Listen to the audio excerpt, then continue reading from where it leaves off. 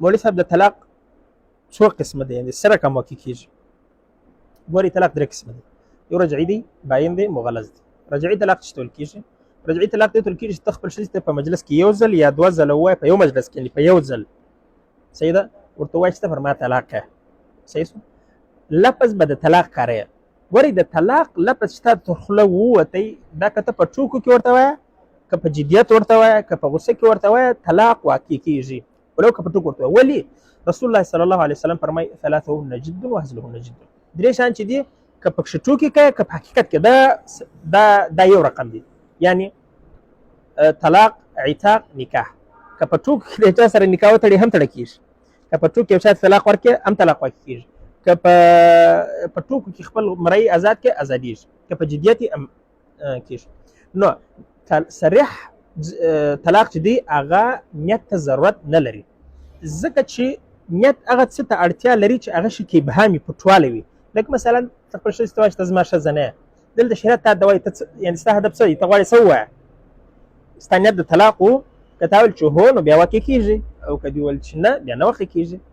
او بل دا دی صحابه چې به رسول الله صلی الله علیه وسلم ته راغله چې ورته ویل چې رسول الله موږ خپل ښځه طلاق کړې ده، یا به ښځه راغله چې زه خپل مېړه طلاق کړم، نو رسول الله دا پوښتنه نه ده ځینې کړې چې د نیت د طلاق کړی و که نه و کړی، ولې چې صریح لفظ د طلاق د کار کړی و.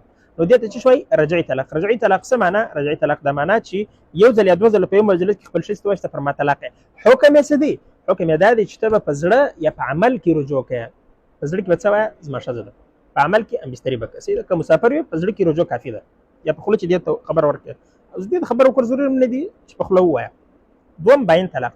باین طلاق چې دی دا بیا نیت ته ضرورت لري. دا ولې؟ ځکه چې کنایات دي. کنایت څه معنا؟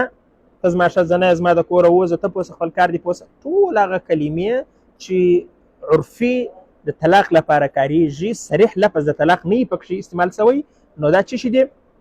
دا کنایات دي. د دې لپاره نیت شرط دی. یو سړی خپل ښځه بیروي، نیت د طلاق نه وي، طلاق نه واقع کېږي. خو که دې ورته ویل چې ته زما ښځه نه یې، نیت دې دا و چې طلاق، بس طلاق واقع شو. باین طلاق. باین طلاق حکم څه دی؟ د باین طلاق حکم دا دی چې ته به تجدید د نکاح کوې. صحیح ده؟ تجدید د نکاح به کوې، یعنې بېرته به نکاح را نوې کوې.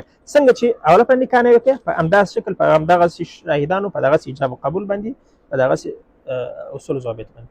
درېیم مغلظ طلاق دی. مغلظ طلاق څه ته ویل کېږي؟ مغلظ طلاق دې ته ویل کېږي چې په یو مجلس کې درې طلاق واقع کړي، یعنې په یو ځل ته ښځه په یو ټک ورته چې پر ما په درو طلاق کوې. دا مسله یو څه خطري ده، او درې طلاقه جمهور فقها، یعنې جمهور نه بلکې اجماع د امت مسلمه، امام مالک، امام شافعي، امام احمد بن حنبل، امام ابو حنیفه، ابن حزم رحمه الله، دا 15 سره علما په دې باندې اتفاق دي چې درې طلاق په یو مجلس کې درې دي.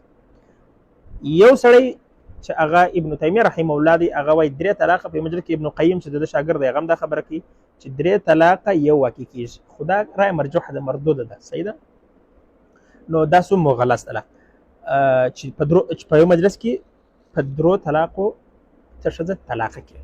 یو بله لاره دا هم ده چې په طهر کې طلاقه کوي، بیا حیض تېر کړي، بیا په طهر کې طلاقه کوي، دا دوه، بیا چې حیض تېر کړي په درېم طلاق ورکړي، یعنې په درېم طهر کې، دا هم باره مغلظ کېږي. صحیح شو؟ فإن طلقها فلا تحل له من بعد حتى تنكح زوجا غيره.